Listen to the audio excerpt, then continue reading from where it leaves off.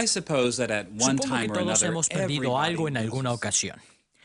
Quizá un libro o las llaves de la casa. No sé qué sea lo que tú haces cuando pierdes algo, pero cuando yo pierdo algo, lo primero que hago es retrotraer mis pasos mentalmente en el tiempo a fin de poder recordar dónde puse lo que perdí. Hecho esto, puedo revertir cuidadosamente lo que hice mal y entonces puedo poner las llaves en su lugar y el libro de vuelta en el librero. Retrotraer y revertir es una de las mejores formas que conozco para encontrar algo que perdí. Hemos titulado esta lección Al encuentro del paraíso perdido, y en ella concentraremos nuestra atención en Génesis capítulo 2 versículo 4 al capítulo 3 versículo 24, es decir, la historia del pecado de Adán y Eva en el huerto del Edén. Veremos que Moisés escribió acerca de cómo fue que Adán y Eva perdieron el paraíso a fin de estimular a Israel a analizar y a revertir los pasos que Adán y Eva dieron en el huerto del Edén. Solamente después de aprender de esta historia, Israel podría encontrar nuevamente el paraíso. Veremos que el estímulo que dio Moisés a Israel entonces es el mismo mensaje que Dios nos da a nosotros hoy. Revirtiendo los pasos de Adán y Eva, los cristianos podemos hoy encontrar también el paraíso perdido. Dividiremos nuestro estudio de Génesis capítulo 2 versículo 4 al capítulo 3 versículo 24 en tres partes. En primer lugar, examinaremos la estructura literaria del pasaje. En segundo lugar, nos enfocaremos en el significado original de estos capítulos para determinar por qué Moisés escribe de esta forma a los hijos de Israel. En tercer lugar, dirigiremos nuestra atención a las aplicaciones para nuestros días, inquiriendo sobre la manera en que el Nuevo Testamento nos guía hacia el uso correcto de este pasaje en nuestras vidas. Comencemos pues examinando la estructura literaria de nuestro pasaje. A pesar de que Génesis capítulos 2 y 3 conforman un pasaje largo que abarca muchos tópicos, se trata de hecho de una sola unidad narrativa. Para entender el pasaje apropiadamente, necesitamos ver estos dos capítulos como una sola unidad literaria. Nuestra investigación sobre la estructura literaria de los capítulos 2 y 3 de Génesis tendrá dos aspectos principales. En primer lugar, obtendremos una visión panorámica de las secciones principales del pasaje. Y en segundo lugar, resaltaremos la impresionante simetría que existe entre estas secciones a fin de poder entender fundamentalmente lo que Moisés estaba diciéndole a Israel. Comencemos con una visión panorámica de la estructura literaria de Génesis capítulo 2 versículo 4 al capítulo 3 versículo 24. Después del breve encabezado que aparece en la primera mitad del capítulo 2 versículo 4, los capítulos se dividen en cuatro grandes secciones delimitadas principalmente por los cambios de tópicos y personajes. Recorramos estas secciones para hacer un resumen de su contenido básico. La primera sección o paso dramático de nuestra historia aparece en el capítulo 2, de los versículos 4 al 17, en donde leemos que Dios puso a Adán y a Eva en el huerto del Edén. Estos versículos comienzan con una visión panorámica del huerto del Edén y, según nos dice el pasaje, el huerto en su totalidad era un sitio espléndido para morar y trabajar. Luego, el interés de esta sección se concentra en la creación de Adán y en el encargo de labrar el huerto. Adán recibió un gran privilegio por la gracia de Dios.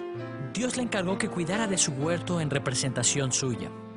El segundo paso dramático de nuestra narrativa abarca de los versículos 18 al 25 del capítulo 2 y lo designaremos La humanidad mejora su situación. En este material, Dios añade mayores bendiciones a la vida de Adán. Esta sección comienza introduciendo un nuevo problema, el cual encontramos en el capítulo 2, versículo 18. Dios mira a Adán y dice, «No es bueno que el hombre esté solo, le haré ayuda idónea para él». El resto de esta sección reporta cómo fue que Dios resolvió este problema. Adán buscó compañía entre los animales, pero al final Dios forma una mujer y se la trae a Adán. De esta manera, Dios mejora grandemente las ya de por sí maravillosas condiciones que el hombre gozaba en el huerto. La tercera sección de nuestra narrativa abarca del versículo 1 al versículo 21 del capítulo 3 y la llamaremos La humanidad bajo la maldición. Este material comienza en el versículo 1 del capítulo 3 con la introducción de un nuevo personaje y un nuevo tópico, la serpiente tentadora. De este punto en adelante, El pasaje de los versículos 1 al 21 del capítulo 3 trata acerca de la tentación de la serpiente y el resultado de dicha tentación. Eva cae presa de la tentación de la serpiente de manera que come del fruto prohibido y con ella Adán, cayendo así bajo la maldición de Dios. La cuarta sección de esta unidad abarca de los versículos 22 al 24 del capítulo 3 y la hemos titulado La humanidad fuera del huerto. Esta sección está delimitada mediante otro cambio de tópico. Encontramos aquí a Dios hablando sobre el problema del árbol de la vida. En el versículo 22 leemos lo siguiente: He aquí el hombre es como uno de nosotros. Ahora pues, que no alargue su mano y tome también del árbol de la vida y coma y viva para siempre. Para evitar que Adán comiera de este árbol, Dios lo echó fuera del huerto y colocó querubines y una espada encendida a la entrada del huerto del Edén. A partir de ese momento, los seres humanos no tendrán ya acceso al huerto del Edén a menos que Dios intervenga directamente.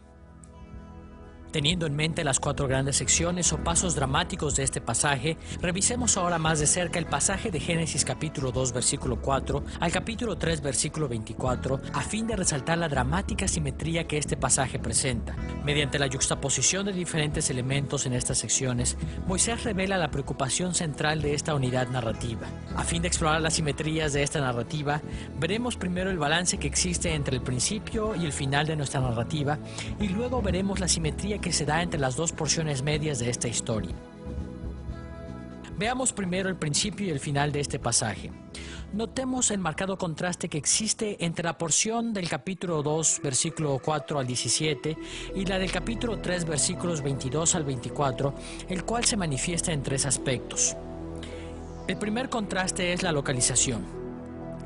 El relato comienza en el versículo 8 del capítulo 2, cuando Dios coloca a Adán en el huerto del Edén. Adán vivía y trabajaba en un sitio lleno de bendiciones de Dios. Estaba rodeado de vegetación maravillosa, agua abundante, metales y piedras preciosas por todos lados. En contraste con esto, el capítulo 3, versículo 24, termina con la expulsión que Dios hace de Adán y Eva del huerto. Este contraste geográfico deja claro que el sitio ideal para que vivieran los seres humanos en la tierra era el huerto del Edén. Un segundo contraste entre ambas secciones son los árboles especiales que había en el huerto. A pesar de que los versículos 4 al 17 del capítulo 2 mencionan dos árboles, el árbol de la vida y el árbol del conocimiento del bien y el mal, en el versículo 17 del capítulo 2 la atención se centra en un solo árbol, el árbol de la ciencia del bien y del mal. Este árbol poseía el poder de otorgarles a los seres humanos el conocimiento experimental del bien y del pecado. Podía abrir sus ojos a cosas que ellos nunca antes habían visto. En contraste con esto, al final de la narrativa, Dios ya no está preocupado con el árbol del conocimiento del bien y el mal, sino exclusivamente con el árbol de la vida. Este árbol tenía el poder de darle a los seres humanos vida eterna, pero Dios expulsa a Adán del lugar que da acceso a este árbol. Este contraste deja claro que ese libre acceso al huerto y a sus bendiciones que alguna vez tuvo la humanidad se había perdido, en tanto que Dios no decretara lo contrario. Un tercer contraste entre el principio y el final de nuestra narrativa es la comisión dada a la humanidad. En el capítulo 2, versículo 15, la primera sección reporta que Dios comisionó a Adán para que realizara una labor en el huerto, gozando de bendición y sin dolor ni adversidad. Sin embargo, en el capítulo 3, versículo 23, Dios expulsa a Adán y a Eva del huerto y los condena a que su trabajo sea gravoso fuera del huerto. Este contraste provee también una perspectiva esencial de la historia. No solamente perdió la humanidad la vida maravillosa en el Edén, sino que también fue condenada a sufrir adversidad mientras esté fuera del huerto. Estos tres contrastes entre la apertura y el cierre del pasaje de Génesis capítulos 2 y 3 enfocan nuestra atención a algunos de los aspectos más vitales de esta narrativa. Moisés escribió acerca de un gran cambio en la condición humana acontecido en los tiempos primigenios. Originalmente, Dios había ordenado que los seres humanos vivieran en su huerto, pero el pecado de Adán y Eva los condenó a adversidad y problemas y los separó del árbol que da la vida eterna. Como veremos, Este conjunto de contrastes se relacionaba directamente con la situación que los israelitas se encontraban al ir conduciéndolos Moisés hacia la tierra prometida. Los israelitas habían estado lejos del Edén cuando sufrieron bajo la cruel esclavitud en Egipto y necesitaban volver a alcanzar las bendiciones que Dios proveyó en el huerto del Edén. Teniendo en mente el contraste simétrico de las partes exteriores de la historia, vayamos ahora a las porciones centrales de la historia, es decir, las porciones del capítulo 2, versículos 18 al 25 y del capítulo 3, versículos 1 al 21. Estas dos secciones internas llenan el vacío entre el principio y el final, formando su propio conjunto de simetrías contrastantes por lo menos de tres maneras. Uno de los contrastes se enfoca en la relación de la humanidad con Dios. En la segunda sección encontramos una relación armoniosa entre Adán y Dios. En el capítulo 2, versículo 18, Dios expresa su preocupación por él y le trae una compañera perfecta como pareja. El cuadro representado es que Dios y la raza humana gozaban de intimidad y estaban en paz. Sin embargo, en la tercera porción de la narrativa, la desarmonía reemplaza la armonía que existía originalmente entre Dios y la humanidad. Adán y Eva desobedecen el mandamiento y en el capítulo 3, versículo 8, se esconden de Dios y Dios habla airadamente en contra de Adán y Eva. Un segundo contraste existe entre las relaciones humanas. En el segundo paso dramático, en el capítulo 2, versículos 18 al 25, Adán y Eva se encontraban en un perfecto éxtasis. Adán compuso el primer poema de amor que encontramos en la Biblia al decir con respecto de Eva que era hueso de mi hueso y carne de mi carne, y vivían desnudos y sin vergüenza. En contraste con esto, en el capítulo 3, versículo 16, Dios pronuncia una maldición sobre esta relación, declarando que la rencilla persistiría entre el hombre y la mujer. La mujer desearía a su esposo y él dominaría sobre ella. Estas palabras revelan que el pecado de Adán y Eva no solo afectó negativamente su relación con Dios, sino también la relación entre ellos. De ese momento en adelante, las relaciones humanas también se caracterizarían por dificultades y luchas. Un tercer contraste aparece en la relación entre la humanidad y el mal. En la segunda sección, el mal está ausente de la historia. Adán y Eva eran completamente inocentes y estaban separados del poder del mal. Sin embargo, en la tercera sección la humanidad ya había caído presa de la serpiente y estaba encerrada en una batalla a largo alcance con el mal. En el capítulo 3, versículo 15, Dios promete que un día la simiente de Eva vencería a la serpiente, pero ninguna victoria inmediata para Adán y Eva es ofrecida. Estos contrastes entre la segunda y la tercera porción de la narrativa nos ayudan a ver las preocupaciones que Moisés tenía en mente al escribir esta narrativa. Moisés escribió acerca de Adán y Eva en forma tal que se conectaba directamente con la experiencia de Israel. El pecado continuaba arruinando sus vidas. Dañó la relación entre Dios y la humanidad, así como las relaciones de los seres humanos entre sí. Pero sobre todo, cada día de adversidad que tenían que soportar les recordaba a Moisés y a Israel que, al igual que Adán y Eva, ellos también tenían que esperar el día en que finalmente Dios le dé a su pueblo la victoria sobre el mal. Con la estructura literaria de este material en mente, estamos listos para explorar el significado original de este pasaje. ¿Por qué escribió Moisés esta historia acerca de la expulsión de la humanidad del huerto de Dios? ¿Qué mensaje le quería comunicar Moisés a la nación de Israel al ir conduciéndolos a la tierra prometida? Podemos estar seguros de que fundamentalmente Moisés escribió para enseñarles a los israelitas algunos temas teológicos al ir guiándolos rumbo a la tierra prometida. Les enseñó acerca del origen, la naturaleza y el resultado del pecado en el mundo. Estos eran temas importantes para el pueblo. Sin embargo, como vimos en la lección anterior, Moisés no escribe la historia primigenia meramente para informar a Israel acerca de temas generales de historia y teología.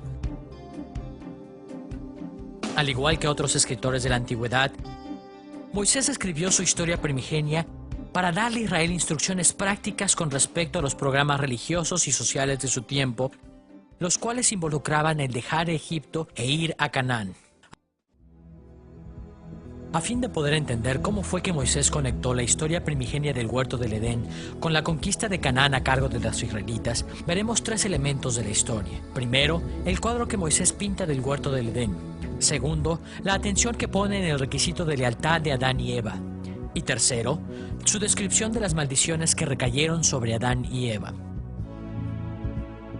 La descripción que Moisés hace del huerto es tan compleja que deja sin responder muchas de las preguntas de nuestra curiosidad moderna acerca del Edén. Es posible, no obstante, entender el punto central de la presentación de Moisés. Como veremos, Moisés describe el huerto del Edén de manera tal que lo identifica con la tierra prometida. Desde su perspectiva, la tierra hacia la cual estaba guiando Israel se encontraba en donde alguna vez estuvo la tierra primigenia llamada Edén. Son muchos los aspectos de Génesis capítulo 2 y 3 que nos dejan claro que Moisés deseaba que Israel asociara a la tierra de Canaán con el Edén. No obstante, hay dos aspectos de su reseña que son particularmente importantes para establecer esta asociación. Primero, la identidad del Edén. El segundo, la santidad del Edén. Veamos primero la identidad del Edén. En Génesis capítulo 2, versículos 10 al 14, leemos lo siguiente. Y salía de Edén un río para regar el huerto, y de allí se repartía en 4 brazos. El nombre del uno era Pisón. Este es el que rodea toda la tierra de Havila, donde hay oro, y el oro de aquella tierra es bueno. Hay allí también bedelio y ónice. El nombre del segundo es Gihón. Este es el que rodea toda la tierra de Cus. Y el nombre del tercer río es Hidekel. Este es el que va al oriente de Asiria. Y el cuarto río es el Éufrates. Moisés escribió acerca de un río que salía del Edén y se repartía en 4 ramales. Estos ramales eran el Pisón, el Gihón, el Hidekel o Tigris y el Éufrates. Un río en el Edén era la fuente central que alimentaba a estos 4 ríos.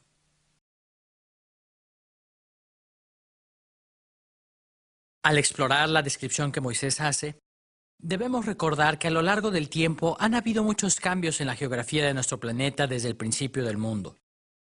Ya para el tiempo de Moisés, tal fuente central de agua que alimentaba a los 4 ríos había desaparecido. La Escritura nos enseña que esta fuente central de agua reaparecerá al final de los tiempos. Sin embargo, la referencia que hace Moisés a estos 4 ríos alimentados por un río central nos proporciona un cuadro aproximado de la localización del Edén. Podemos identificar a los ríos Tigris y Éufrates mencionados en los versículos 13 y 14 del capítulo 2 con la región moderna de dichos ríos Tigris y Éufrates. El hecho de que Génesis mencione estos ríos ha llevado a la mayoría de los intérpretes modernos a pensar que Génesis concuerda con la mitología babilónica y que el Edén estaba localizado en la región de Mesopotamia. En el lenguaje babilónico, Edén significa planicie o llano, término que corresponde a la descripción de la región baja del Tigris y el Éufrates. No obstante, Edén en hebreo significa sitio agradable o placentero, y no planicie. De manera que Moisés no estaba usando la palabra babilónica en absoluto. Aunque Moisés usó una palabra hebrea homófona, su concepto de lugar no era el mismo. De hecho, el relato de Génesis establece explícitamente que el Edén no estaba limitado a Mesopotamia. Como vimos en Génesis capítulo 2, versículo 10, el Tigris y el Éufrates fluían de un gran río que estaba localizado en el Edén. Leemos en el versículo 10, y salía de Edén un río para regar el huerto, y de allí se repartía en 4 brazos. Lo que este pasaje ilustra es que el río en el Edén alimentaba al Tigris y al Éufrates, no que el Edén estaba limitado a la región del Tigris y el Éufrates. Moisés mencionó al Tigris y el Éufrates a fin de proveer una orientación general del extremo este del Edén. Los grandes ríos en el este marcaban el límite de la frontera oriental de la región del Edén. Este punto de vista se confirma en vista de la localización de los otros ríos mencionados en Génesis capítulo 2. En el capítulo 2, versículo 11, Moisés menciona otros 2 ríos. Dice que el río del Edén alimentaba al Pisón, el cual rodea la tierra de Havila, y también el río Gihón, que rodea la tierra de Cus. En el Antiguo Testamento, las tierras de Havila y Cus se asocian frecuentemente con la región de Egipto. No podemos estar seguros precisamente cómo entendía Moisés la relación de estos 2 ríos con el gran río Nilo, pero podemos decir con seguridad que señala a la región noreste de Egipto como la frontera oeste del Edén. Vemos entonces que, según lo entendía Moisés, el Edén no era un lugar pequeño. Era una gran superficie que se extendía desde el Tigris y el Éufrates hasta donde actualmente se localiza el sur de Turquía y hasta el borde de Egipto, casi toda la región conocida como la Creciente Fértil. Dentro de este gran territorio se encontraba el Huerto del Edén, la pieza central del gran territorio del Edén. Parecería en principio que la identificación que Moisés hace del Edén con la creciente fértil no es muy significativa, pero en realidad es crucial para entender la importancia que el Edén tenía para Israel cuando Moisés estaba escribiendo el libro de Génesis. Moisés hace referencia al capítulo 2 de Génesis en otro pasaje del mismo libro para enseñarle a Israel que la tierra del Edén, la creciente fértil, era la tierra que Dios prometió a Israel, la tierra a la que él los estaba conduciendo. Esto queda muy claro cuando Dios habla a Abraham en Génesis capítulo 15, versículo 18. Escuchemos cómo describe Dios en este pasaje las fronteras de la tierra prometida. En aquel día hizo Jehová un pacto con Abraham diciendo: a tu descendencia daré esta tierra, desde el río de Egipto hasta el río grande, el río Éufrates. Vemos aquí que, por un lado, Dios prometió a Abraham que sus tierras se extenderían también desde la región del Tigris y el Éufrates hasta el gran río de Egipto. Muchos intérpretes han sugerido que el río de Egipto quizá no se refiera al Nilo, sino a un río más pequeño en la frontera del Sinaí con Egipto. En cualquier caso, es evidente que estos versículos se refieren a las fronteras geográficas del Edén tal y como aparecen en Génesis capítulo 2. La alusión a Génesis capítulo 2 deja claro que Moisés creía que Dios le había prometido a Abraham y a su descendencia lo que había sido conocido como la tierra del Edén. Desde el punto de vista de Moisés, en tanto Israel se dirigiera hacia Canaán, estaba dirigiéndose de hecho hacia la localización de la tierra primigenia del Edén. A fin de resaltar la importancia de la travesía de Israel hacia el Edén, Moisés destacó el carácter santo de ese lugar con el propósito de enseñarle al pueblo de Israel que la tierra prometida hacia la cual estaba conduciéndolos era el sitio en donde podrían recibir la bendición de entrar en la presencia especial de Dios. Moisés comunicó la santidad del Edén principalmente describiéndolo en la misma forma en que describió el tabernáculo que construyó en el desierto. Aunque Dios está presente en todo lugar, es decir, es omnipresente en un sentido general, Moisés construyó el tabernáculo a donde venía Dios para reunirse con su pueblo en un sentido muy especial. Dios mostraba su presencia en el tabernáculo, daba sus leyes, recibía la adoración de su pueblo y los bendecía mostrando su favor para con ellos. De manera que al describir Moisés el huerto del Edén en los mismos términos en que describió el tabernáculo, estaba revelando que el Edén, y consecuentemente Canaán, era el lugar de la sagrada presencia de Dios en la tierra, donde Israel podría recibir las grandes bendiciones de Dios. Hay por lo menos 7 aspectos que indican que el Edén era el lugar santo donde se encontraba la presencia especial de Dios en la forma en que se encontraba en el tabernáculo. Primero, en Génesis capítulo 3, versículo 8, Moisés usó una expresión especial al decir que Dios se paseaba en el huerto. La expresión hebrea traducida aquí como se paseaba es mithalek. Esta terminología es importante porque es una de las formas en que Moisés describe la presencia especial de Dios en el tabernáculo en Levítico capítulo 26 versículos 11 y 12 y otros pasajes. Segundo, en el capítulo 2 versículo 9, Moisés menciona el árbol de la vida como un elemento central del huerto del Edén. Este árbol sacramental poseía el poder de dar vida eterna a quienes comieran de él. Aunque la Biblia no dice esto explícitamente, la investigación arqueológica reciente ha notado que en muchos sitios en el mundo antiguo había imágenes estilizadas del árbol de la vida en los lugares sagrados. Esta evidencia apunta fuertemente a la interpretación según la cual el menorá, el candelero de los 7 brazos del tabernáculo de Moisés, era muy probablemente una representación estilizada del árbol de la vida. De esta manera, se demuestra que el huerto del Edén era originalmente el lugar sagrado sobre la tierra. Un tercer aspecto que Moisés destacó acerca de la santidad del Edén fue su interés en el oro y en el ónice de la región. En el capítulo 2, versículos 12 y 13, encontramos que la región del Edén era abundante en oro y ónice. Como era de esperarse, Éxodo capítulos 25 al 40 mencionan al oro y al ónice como elementos importantes para la construcción del tabernáculo. Una cuarta conexión entre el huerto del Edén y el tabernáculo es la presencia de querubines. De acuerdo con Génesis capítulo 2, versículo 24, Dios puso querubines en el huerto del Edén para vigilar el acceso al árbol de la vida. De manera similar, los querubines aparecen en las decoraciones del tabernáculo en pasajes como Éxodo capítulo 25 versículo 18 y capítulo 37 versículo 9. Estos querubines le recordaban a Israel no solamente los ángeles en el cielo, sino también los ángeles que estaban presentes en el santo huerto del Edén. Quinto, como leemos en el capítulo 3 versículo 24, la entrada al Edén estaba localizada al este, es decir, en el extremo oriente. Este dato podría parecer insignificante hasta que nos damos cuenta de que, como en la mayoría de los templos del antiguo Medio Oriente, la entrada del tabernáculo estaba también del lado oriental, de acuerdo con Éxodo capítulo 27, versículo 13 y muchos otros pasajes. Una vez más, el Edén es presentado como la santa morada de Dios.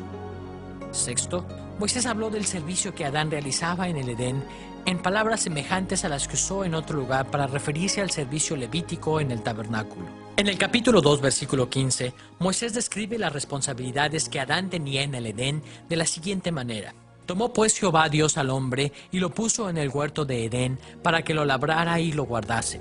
Estos términos vuelven a aparecer juntos solamente en Números capítulo 3, versículos 7 y 8 y capítulo 8, versículo 26, en donde Moisés describe el trabajo de los levitas en el tabernáculo, usando las mismas expresiones. Adán y Eva servían como sacerdotes en el huerto del Edén. Séptimo, es significativo que la formación del huerto del Edén se llevó a cabo después de los 6 días de la creación. Como vimos en la lección anterior, los 6 días de creación llegaron a su clímax con la observancia sabática de Dios en Génesis capítulo 2 versículos 1 al 3. Resulta muy interesante el hecho de que, conforme a Éxodo capítulo 24 versículos 16 en adelante, Moisés haya pasado 6 días en el monte con Dios y que Dios le haya dado las instrucciones para construir el tabernáculo en el 7º día. Estas 7 características del Edén nos muestran que Moisés consideraba al huerto del Edén como un lugar tan santo como el tabernáculo. Allí se encontraba la presencia especial de Dios en el mundo. Estar en ese sitio era estar cerca de las bendiciones de Dios. Ahora bien, como ya hemos visto, Moisés también creía que en Canaán había estado el Edén. Consecuentemente, al enfocarse en el carácter santo del Edén, Moisés también estaba llamando la atención al carácter santo de Canaán.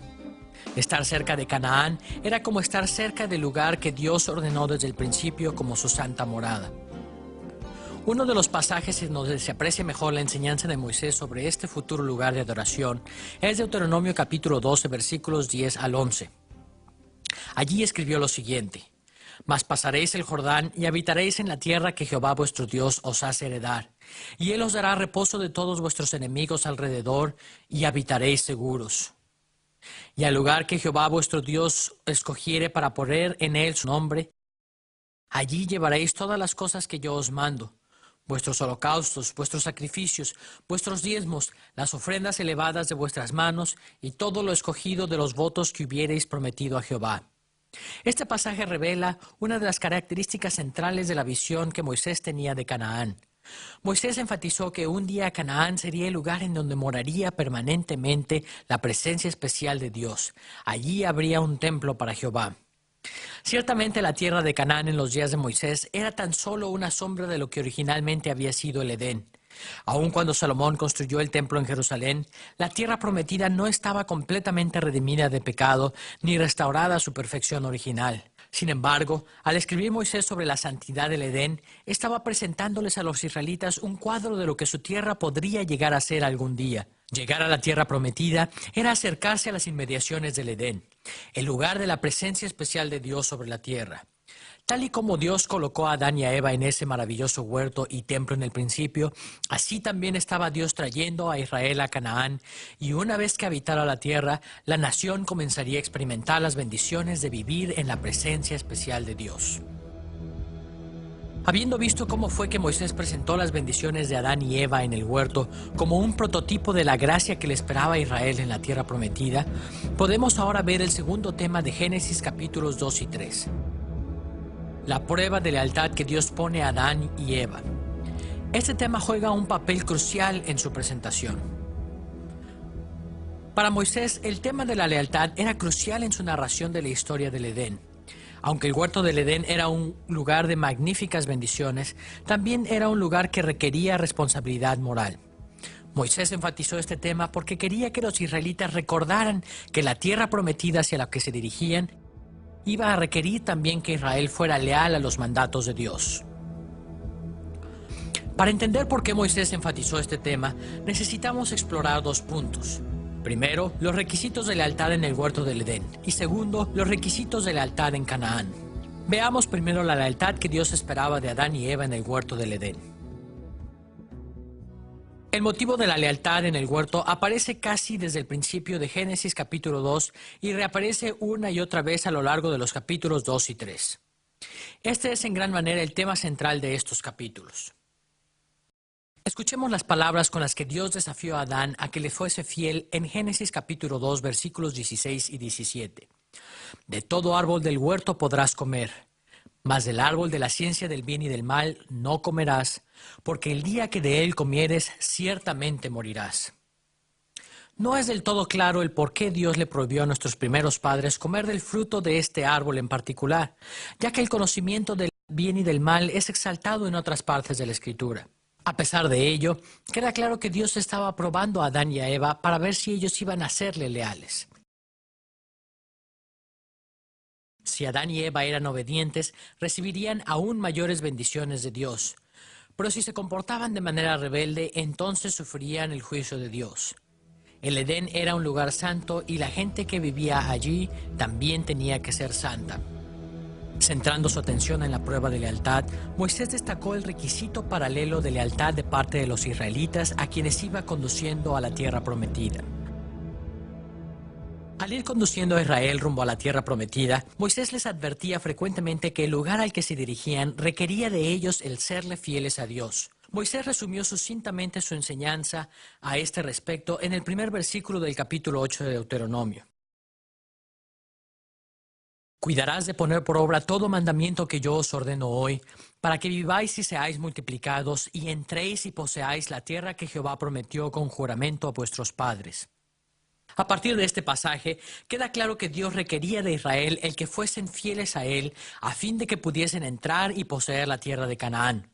De hecho, a lo largo de todo el peregrinar de la nación en el desierto, Dios probó a los israelitas para enseñarles cómo ser santos. En Deuteronomio capítulo 8, versículo 2, leemos lo siguiente. Y te acordarás de todo el camino por donde te ha traído Jehová tu Dios estos 40 años en el desierto, para afligirte, para probarte, para saber lo que había en tu corazón, si habías de guardar o no sus mandamientos. Más aún, Moisés también les deja claro que una vez que llegasen a la Tierra Santa, la nación de Israel tendría que permanecer fiel a Dios, o si no perderían estos privilegios. Veamos la manera en que él lo expresa en Deuteronomio capítulo 8, versículos 10 al 20. Y comerás y te saciarás, y bendecirás a Jehová tu Dios por la buena tierra que te habrá dado. Cuídate de no olvidarte de Jehová tu Dios para cumplir sus mandamientos, sus decretos y sus estatutos que yo te ordeno hoy. Mas si llegares a olvidarte de Jehová tu Dios y anduvieres en pos de dioses ajenos y les sirvieres y a ellos te inclinares, yo lo afirmo hoy contra vosotros, que de cierto pereceréis. Como las naciones que Jehová destruirá delante de vosotros, así pereceréis, por cuanto no habréis atendido a la voz de Jehová vuestro Dios. Moisés sabía que los israelitas eran dados a rebelarse en contra de los mandamientos de Dios, igual que Adán y Eva. Es por esta tendencia que la atención de Moisés se enfoca en la prueba de Adán y Eva en el huerto, para advertirles que Dios requería lealtad de todo aquel que quisiera morar en Canaán. Por supuesto que Dios no requería perfección de Israel, era solo por la gracia de Dios que alguien podría permanecer fiel. Sin embargo, si violaba flagrantemente las leyes de Dios y se volvía en contra de él como Adán y Eva lo hicieron en el huerto, entonces Israel no podría disfrutar de las bendiciones de la tierra prometida. Al ir alentando Moisés a los israelitas a avanzar hacia la tierra prometida, le interesaba que ellos recordaran esta característica de la vida en esa tierra. Teniendo en mente las enseñanzas de Deuteronomio capítulo 8, podemos ver la principal razón por la que Moisés enfocó su atención en la lealtad requerida de Adán y Eva. Enfatizó este asunto para inspirar a los israelitas a revertir lo que Adán y Eva habían hecho, siendo ellos fieles a los mandamientos de Dios. Adán y Eva fueron probados en el huerto y fueron echados fuera a causa de su pecado. En los días de Moisés, todavía Israel se encontraba fuera del huerto del Edén, pero Dios los probó para preparar a la nación para que volviese a entrar al Edén, a morar allí gozando de las bendiciones de Dios. Vemos entonces que Moisés escribió sobre la prueba de lealtad en el huerto del Edén, no solo para explicar lo que había ocurrido mucho tiempo atrás, en los tiempos primigenios de Adán y Eva, sino también para explicar lo que estaba sucediendo en su época. Dios estaba ofreciéndole a Israel la bendición maravillosa de vivir en el huerto del Edén. Sin embargo, al igual que con Adán y Eva, ellos no podrían disfrutar de estas bendiciones a menos que fueran leales a Dios. Moisés estaba llamando a Israel a vivir por la fe como un pueblo santo, completamente dedicado a los mandamientos de Dios. Solo entonces podrían ellos alentar la esperanza de entrar en la tierra y permanecer en ella en paz. Habiendo visto cómo conectó Moisés el huerto del Edén con la tierra de Canaán como el santo lugar de la presencia y las bendiciones de Dios sobre la tierra, y habiendo notado el servicio leal requerido de parte de Israel al ir dirigiéndose hacia la tierra sagrada, vayamos ahora a una tercera dimensión del significado original de Génesis capítulos 2 y 3 para Israel, las consecuencias de la deslealtad de Adán y Eva. Para darnos cuenta de las consecuencias de la infidelidad en el huerto, veremos las tres consecuencias del pecado de Adán y Eva: muerte, sufrimiento y exclusión. En primer lugar, Moisés explica que Dios amenazó a Adán y a Eva con la muerte como consecuencia de su pecado. Este tema aparece por primera vez en la advertencia que Dios hace a Adán en Génesis capítulo 2, versículo 17. Allí dijo Dios: «Mas del árbol de la ciencia del bien y del mal no comerás, porque el día que de él comieres ciertamente morirás». Las palabras «ciertamente morirás» se derivan de una expresión hebrea que indica la certeza de la llegada de la muerte. Esta construcción gramatical es muy similar a la forma en que la ley de Moisés amenaza con la pena capital. Cuando la ley mosaica amenaza con la pena capital a los perpetradores de serios crímenes, Moisés declara «ciertamente morirá» o «ciertamente morirán». El contenido legal de estos pasajes sugiere enfáticamente que estas expresiones eran fórmulas para declarar una sentencia de muerte. Dios no estaba diciendo que Adán y Eva iban a morir inmediatamente, sino que la muerte sería la consecuencia cierta del pecado. A la luz de esto, podemos entender la amenaza de muerte que Dios hace a Adán en Génesis capítulo 2, versículo 17, como diciendo que Adán quedaría bajo sentencia de muerte. Estaría condenado a morir. Moisés escribió sobre la consecuencia del pecado de Adán para explicar cómo entró la muerte a este mundo, pero su propósito también estaba relacionado más directamente con la experiencia de los israelitas a quienes escribió. Ellos estaban familiarizados con la muerte. Los lectores de Moisés habían visto morir en el desierto a la mayor parte de la primera generación que había salido de Egipto a causa de su rebelión contra Dios. Tal y como Moisés escribió en Números capítulo 26, versículo 65, Jehová había dicho de ellos: morirán en el desierto. Y no quedó varón de ellos, sino Caleb, hijo de Jefoné, y Josué, hijo de Nun. Una vez más vemos que el uso de las palabras «ciertamente morirán» alude a la ley de Moisés y al relato de Adán y Eva en el huerto. A este respecto, al oír los israelitas la historia de Adán y Eva, podían conectar su experiencia de muerte en el desierto con la violación del mandato de Dios que cometieron Adán y Eva.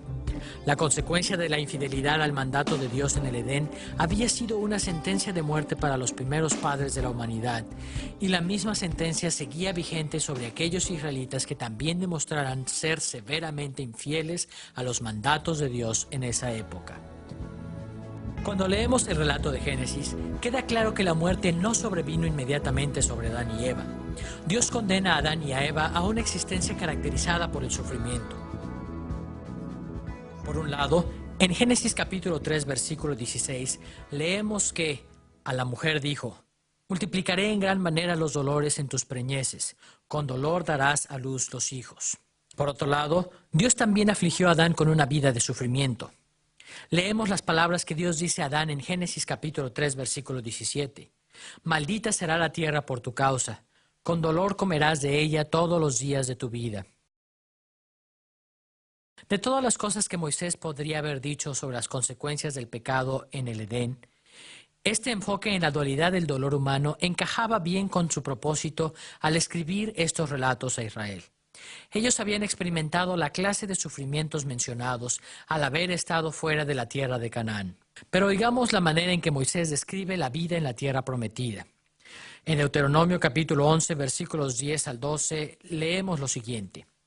La tierra a la cual entras para poseerla no es como la tierra de Egipto de donde habéis salido, donde sembrabas tu semilla y regabas con tu pie como huerto de hortaliza. La tierra a la cual pasáis para tomarla es tierra de montes y de vegas, que bebe las aguas de la lluvia del cielo, tierra de la cual Jehová tu Dios cuida. Siempre están sobre ella los ojos de Jehová tu Dios, desde el principio del año hasta el fin.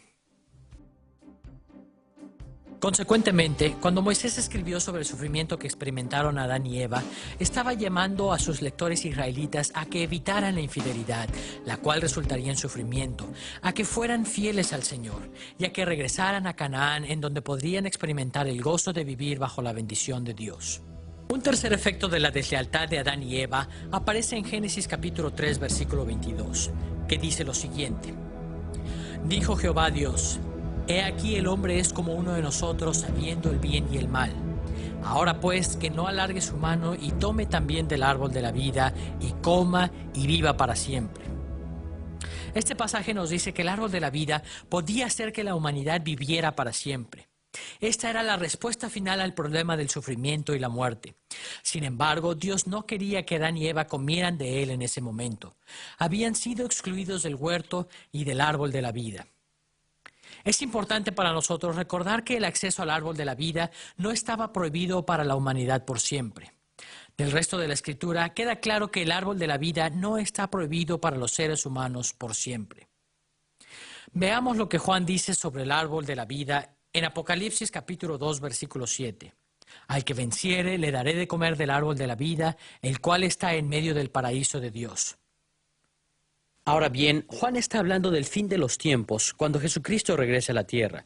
Sin embargo, sus palabras explican por qué Moisés escribió a Israel acerca de este árbol.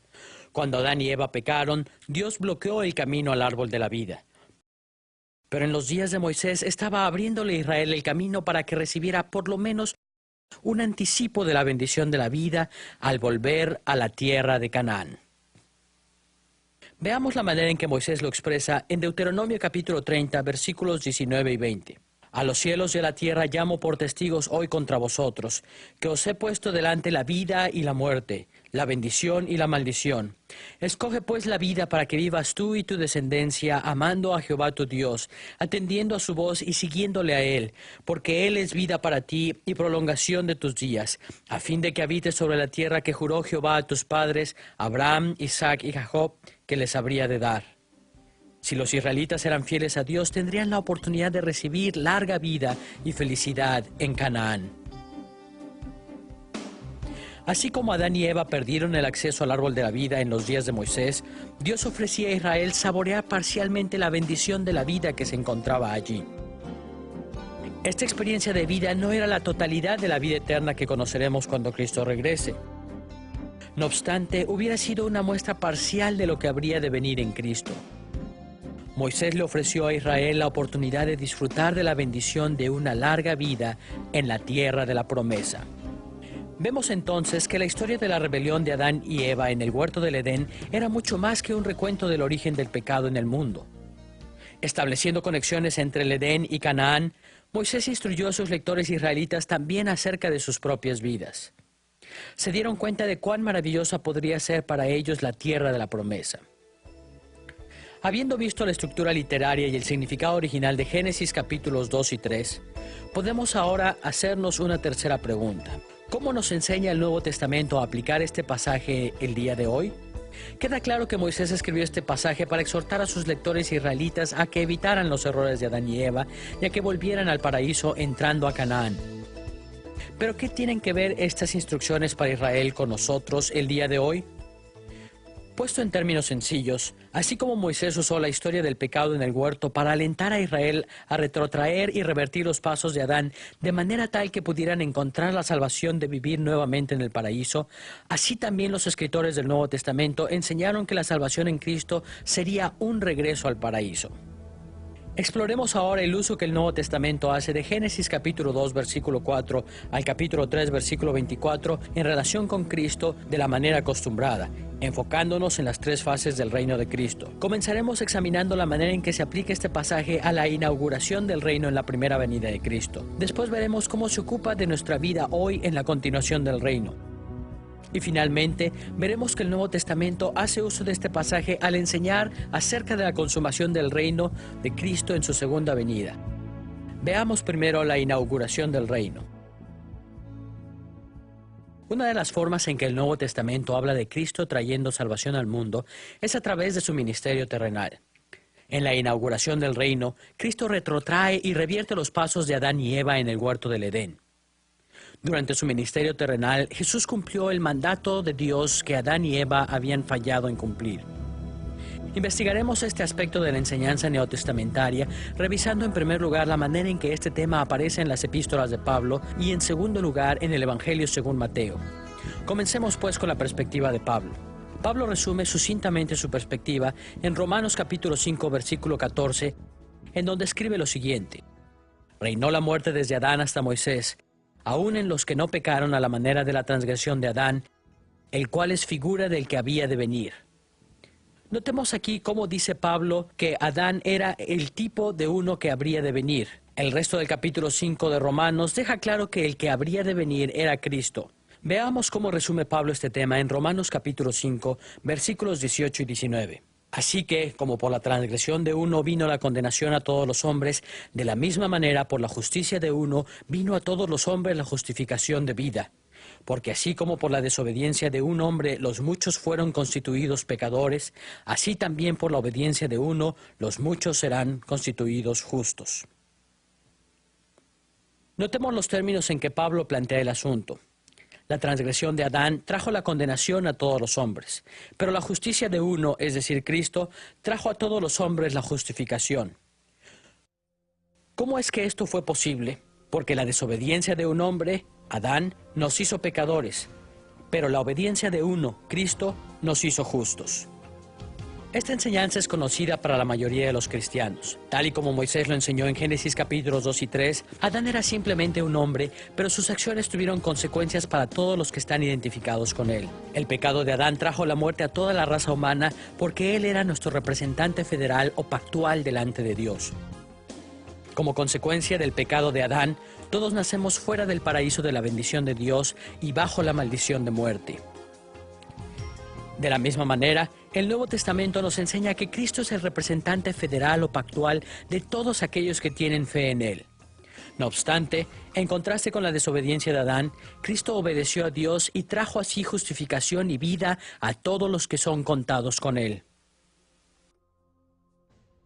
De esta enseñanza aprendemos algo muy importante acerca de la aplicación de la historia del pecado de Adán a nuestras vidas.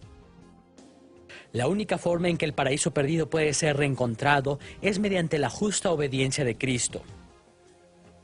No podemos entrar al paraíso de la salvación presentándonos delante de Dios por nosotros mismos.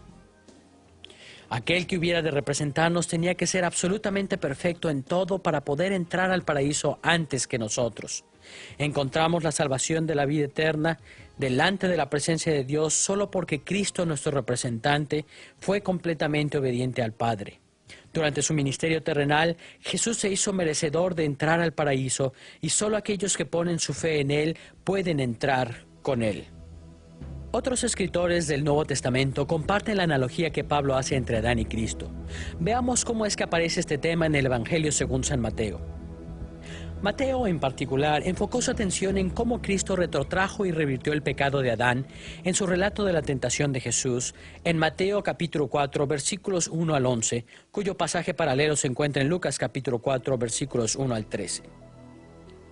La historia de la tentación de Cristo guarda una variedad de paralelismos tanto con la experiencia de Adán y Eva en el huerto, como con el reto que Moisés hace a los israelitas al escribirles acerca de Adán y Eva.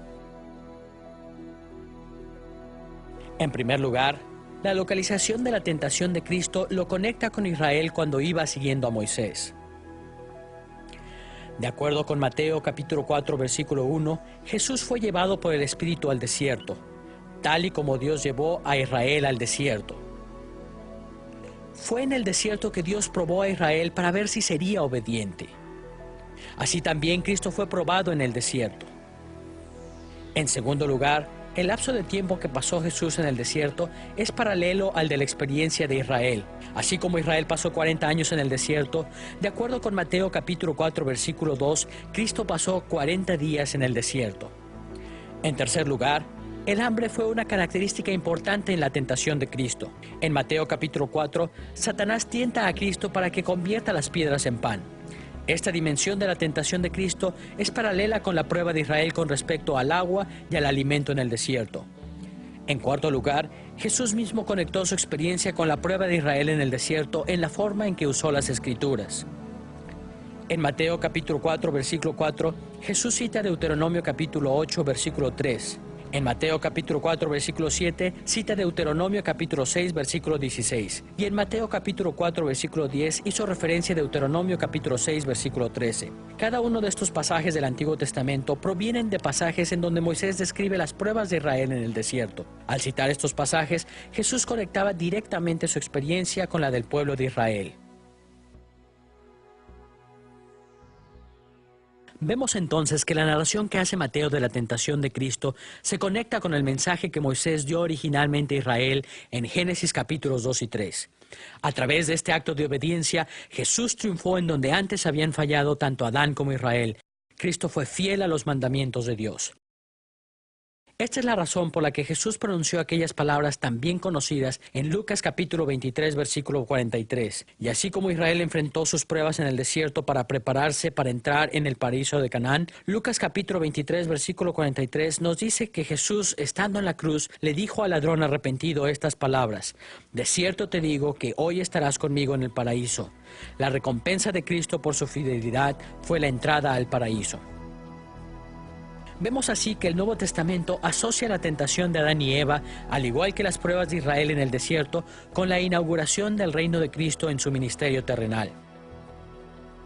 Cristo fue el postrer Adán que triunfó en donde el primer Adán falló. Además, Cristo venció la tentación en el desierto en la cual Israel fracasó, y por esta razón Él entró al paraíso eterno. Ahora que hemos visto cómo relaciona el Nuevo Testamento el relato que Moisés hace de Adán y Eva en el huerto con la primera venida de Cristo, pasemos a la segunda pregunta. ¿Cómo aplica el Nuevo Testamento estos principios a la continuación del reino, al tiempo en que vivimos? Aunque son varios los pasajes del Nuevo Testamento que destacan a este respecto, solamente examinaremos dos de ellos. Primero, el enfoque que hace Pablo de estos capítulos de Génesis, y segundo, la forma en que Santiago escribe sobre estos asuntos. Veamos primero las palabras de Pablo en 2 de Corintios capítulo 11, versículo 3. Pero temo que como la serpiente con su astucia engañó a Eva, vuestros sentidos sean de alguna manera extraviados de la sincera fidelidad a Cristo. Pablo sigue adelante en este capítulo explicando su profunda preocupación de que los corintios estuviesen volviéndose a otro evangelio. Vemos aquí que Pablo apeló al ejemplo negativo de Eva para advertir a los corintios en contra de que cayeran en la peor clase de deslealtad, darle la espalda al verdadero evangelio de Cristo. Tal y como Moisés usó la historia de la tentación de Eva para alentar a Israel a seguir fielmente hacia la tierra prometida, Pablo usó la misma historia para alertar a los creyentes de su día con respecto a la lealtad fundamental que se requiere de todo el que sigue a Cristo. Durante la continuación del reino, mucha gente en la iglesia visible enfrenta el peligro de darle la espalda a la verdad esencial del evangelio. La iglesia debe guardarse en contra de tan severa apostasía porque las consecuencias son tan horribles como lo fueron para Adán y Eva. Santiago asumió una postura similar a la de Pablo al explicar el papel que juegan las tentaciones y las pruebas en la vida cristiana.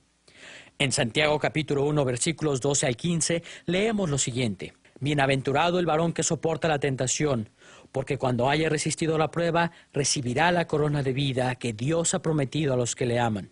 Cada uno es tentado cuando de su propia concupiscencia es atraído y seducido. Entonces la concupiscencia, después que ha concebido, da a luz el pecado, y el pecado siendo consumado, da a luz la muerte. Queda claro que Santiago está aludiendo a Génesis capítulos 2 y 3. En el versículo 14 se enfoca en la concupiscencia del hombre como el poder que está detrás de la tentación a pecar, tal y como el deseo de Eva por el árbol del conocimiento del bien y del mal fue lo que la llevó a pecar. Luego, Santiago explica que aquellos que pasen la prueba recibirán la corona de vida, pero en contraste, el resultado del pecado es que da a luz la muerte. El contraste entre vida y muerte es paralelo con los temas del árbol de la vida y de la amenaza de muerte en la historia de Adán y Eva. Así como Moisés animó a Israel a ser leal durante las pruebas en el desierto, apelando al relato de la tentación de Adán y Eva, así también Pablo y Santiago nos alientan a ser fieles durante las pruebas en la etapa de la continuación del reino. Las pruebas a lo largo de la vida cristiana revelan nuestro verdadero carácter y nos preparan para la vida eterna.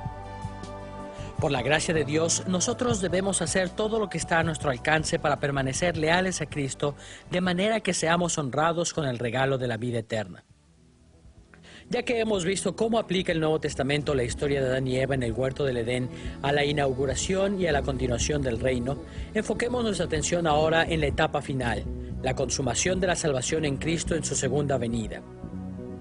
Este tema también aparece en varios lugares en el Nuevo Testamento, pero vamos a tocar solamente dos pasajes, uno en Romanos y otro en el Apocalipsis. Escuchemos en primer lugar la manera en que Pablo da esperanza a los creyentes en Roma al final de su epístola. En Romanos capítulo 16, versículo 20, Pablo escribió lo siguiente: «Y el Dios de paz aplastará en breve a Satanás bajo vuestros pies. La gracia de nuestro Señor Jesucristo sea con vosotros».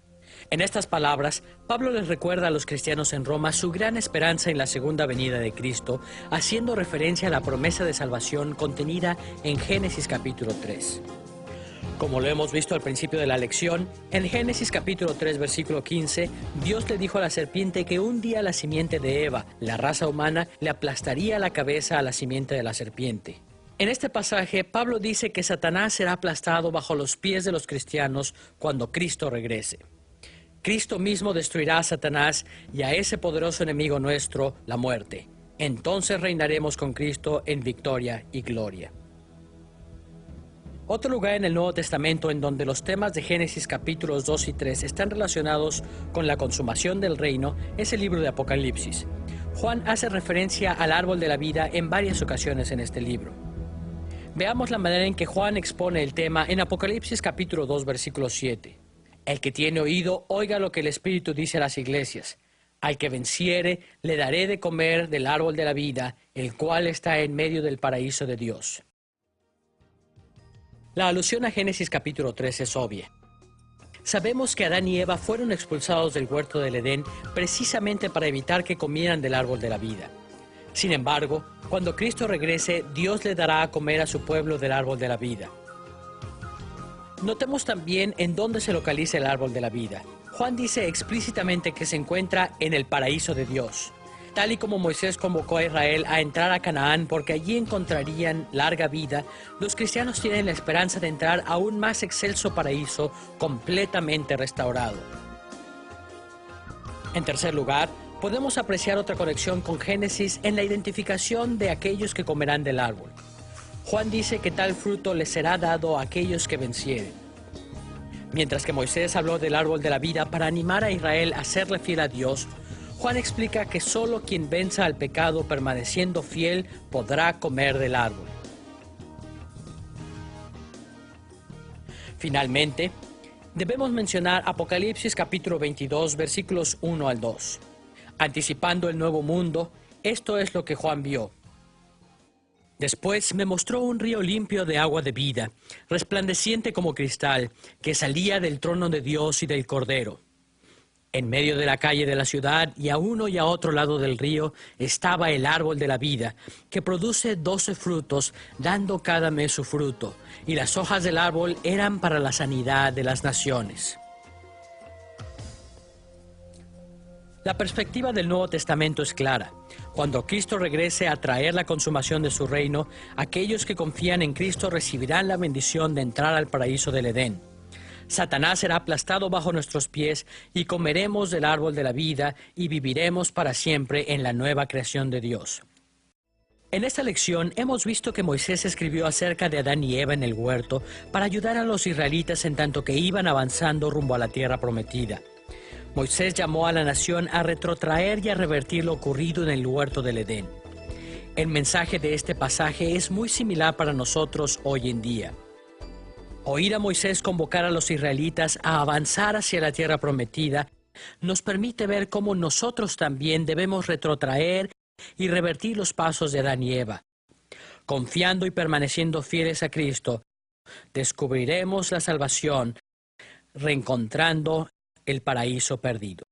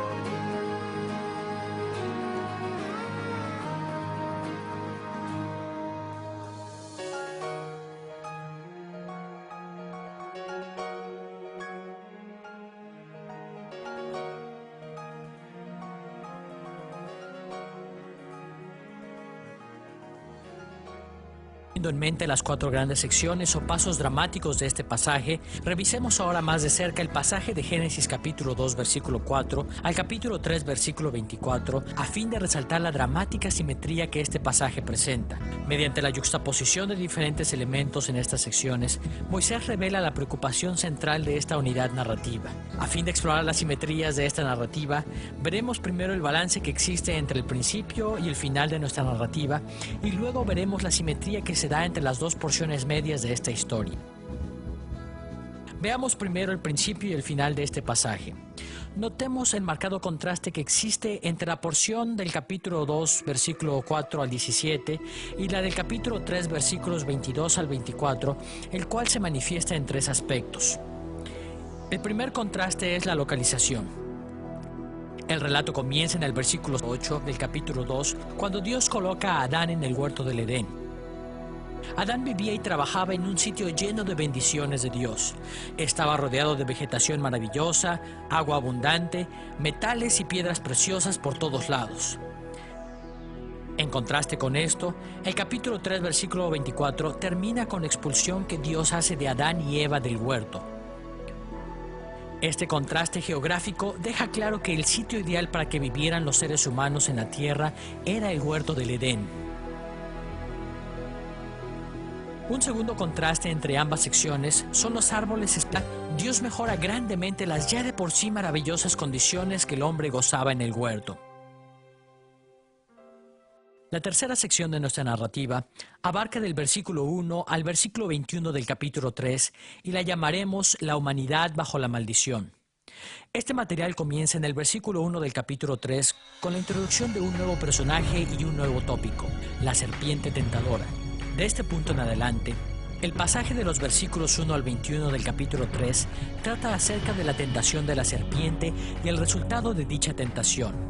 Eva cae presa de la tentación de la serpiente de manera que come del fruto prohibido y con ella Adán, cayendo así bajo la maldición de Dios. La cuarta sección de esta unidad abarca de los versículos 22 al 24 del capítulo 3 y la hemos titulado La humanidad fuera del huerto. Esta sección está delimitada mediante otro cambio de tópico. Encontramos aquí a Dios hablando sobre el problema del árbol de la vida. En el versículo 22 leemos lo siguiente: He aquí el hombre es como uno de nosotros. Ahora pues, que no alargue su mano y tome también del árbol de la vida y coma y viva para siempre. Para evitar que Adán comiera de este árbol, Dios lo echó fuera del huerto y colocó querubines y una espada encendida a la entrada del huerto del Edén. A partir de ese momento, los seres humanos no tendrán ya acceso al huerto del Edén a menos que Dios intervenga directamente. Teniendo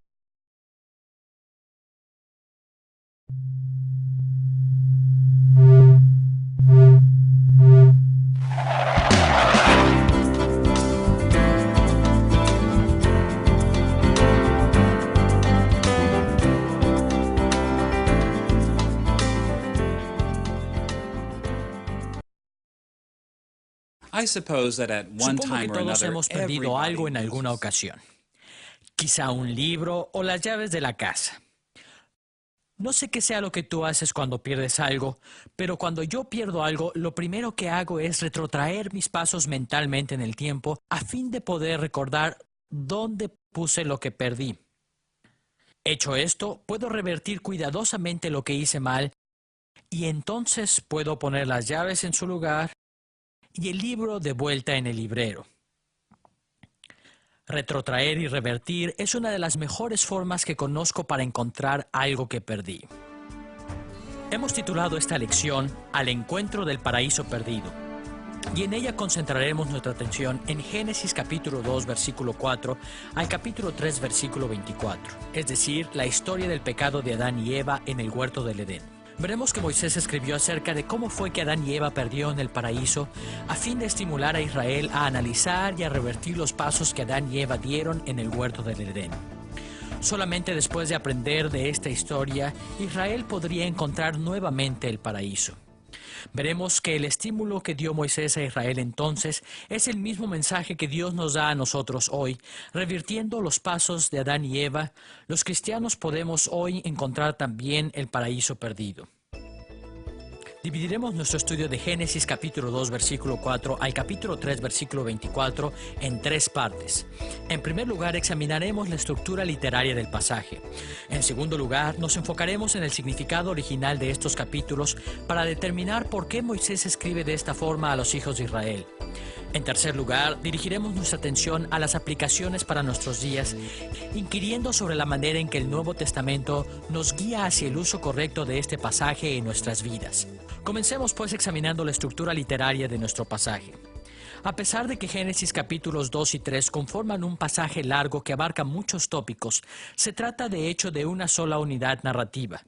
Para entender el pasaje apropiadamente, necesitamos ver estos dos capítulos como una sola unidad literaria. Nuestra investigación sobre la estructura literaria de los capítulos 2 y 3 de Génesis tendrá dos aspectos principales. En primer lugar, obtendremos una visión panorámica de las secciones principales del pasaje. Y en segundo lugar, resaltaremos la impresionante simetría que existe entre estas secciones a fin de poder entender fundamentalmente lo que Moisés estaba diciéndole a Israel. Comencemos con una visión panorámica de la estructura literaria de Génesis capítulo 2 versículo 4 al capítulo 3 versículo 24. Después del breve encabezado que aparece en la primera mitad del capítulo 2 versículo 4, los capítulos se dividen en cuatro grandes secciones delimitadas principalmente por los cambios de tópicos y personajes. Recorramos estas secciones para hacer un resumen de su contenido básico. La primera sección o paso dramático de nuestra historia aparece en el capítulo 2, de los versículos 4 al 17, en donde leemos que Dios puso a Adán y a Eva en el huerto del Edén. Estos versículos comienzan con una visión panorámica del huerto del Edén y, según nos dice el pasaje, el huerto en su totalidad era un sitio espléndido para morar y trabajar. Luego, el interés de esta sección se concentra en la creación de Adán y en el encargo de labrar el huerto. Adán recibió un gran privilegio por la gracia de Dios. Dios le encargó que cuidara de su huerto en representación suya. El segundo paso dramático de nuestra narrativa abarca de los versículos 18 al 25 del capítulo 2 y lo designaremos La humanidad mejora su situación. En este material, Dios añade mayores bendiciones a la vida de Adán. Esta sección comienza introduciendo un nuevo problema, el cual encontramos en el capítulo 2, versículo 18. Dios mira a Adán y dice, «No es bueno que el hombre esté solo, le haré ayuda idónea para él». El resto de esta sección reporta cómo fue que Dios resolvió este problema. Adán buscó compañía entre los animales, pero al final Dios forma una mujer y se la trae a Adán. De esta manera,